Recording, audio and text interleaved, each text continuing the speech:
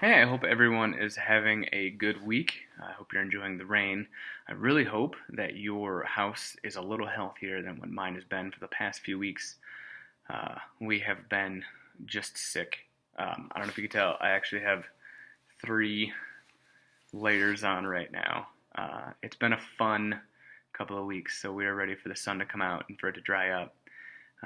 But I'm excited to serve with you guys this weekend. It's been a while. I just have a few things I wanted to share heading into the weekend. Just a couple of informational stuff. So we've just started the conversation last week, I believe, but Love Week is starting in just a few weeks. In 2 weeks, it's going to be the June 9th through the 15th. And so we're extremely excited about Love Week and what that means here in Rapid City, and the people we get to love on and the projects we get to do. And so if you are someone who's normally involved in that, I hope this year is going to be the same. If you haven't ever checked it out, it's awesome. It's a great way to get to meet people all over the community. There's a ton of people that I've met over the last few years that I didn't know were Fountain Springers, or truthfully people who come into Rapid City just to be a part of this. And so it's just awesome to watch heart in action is the best way to put it. But that's happening in just a few weeks, so we are going to have a Love Week card. It's the same card from last week, if you were there, that we're going to be handing out again at the door, and then we have in our announcement video, we're going to be talking about it. And so for the greeting team, as people walk into the auditorium, we're just going to we'll have that card to give to everybody. As far as handouts and response and stuff like that, that's the only thing. This weekend is a little bit different. If you saw on Facebook, we did an ad for it this morning, I think. We actually had David interview a psychologist, a mental health professional. She calls herself Stacy Keyser, who has been a longtime Fountain Springer, a longtime psychologist, and a proponent of mental health out here in Rapid City. And just kind of going through this conversation of how do we love God with our heart, soul, and mind when our mind's not in the right place, when our mind's not healthy, and helping us get there. We thought, God always tells us to lean on wise people, and she has a lot of wisdom. And so they did an interview. So it's gonna feel a little bit different because it's actually gonna be our capture is gonna be David interviewing Stacy from the interview they did 2 weeks ago, I believe, at our downtown office.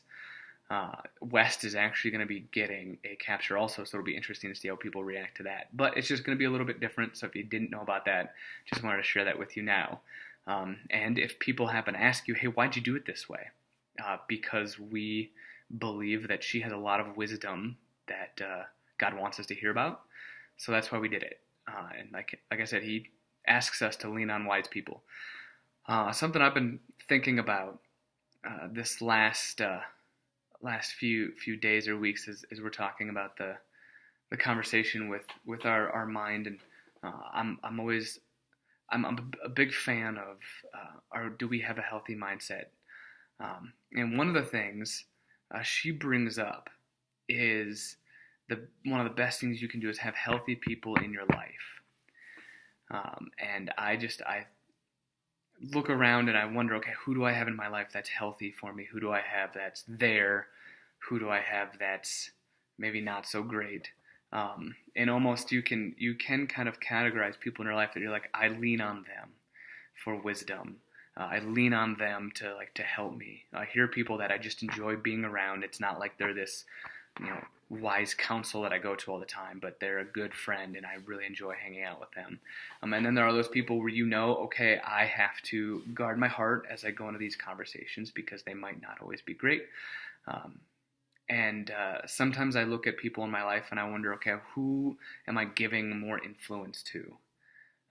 Am I giving this wise counselor influence, or am I letting someone else that I know, they're not a really good influence on me, but I really enjoy hanging out with them, and not saying you shouldn't hang out with them, just saying, who are you giving influence to in your life, just in general when it comes to people. And so I've been kind of thinking about that, the people that, again, I allow influencing my life, and then how that plays into me loving my neighbors. How does that affect the way I can love other people? And I really do believe that the people who influence you in your life will directly reflect the way you are able to love others. And that's just something I've been thinking about, wanted to challenge you guys with that. But again, I hope to see you this weekend. It's supposed to warm up. Who knows? Who knows? But I love you guys, and we will see you in a few days.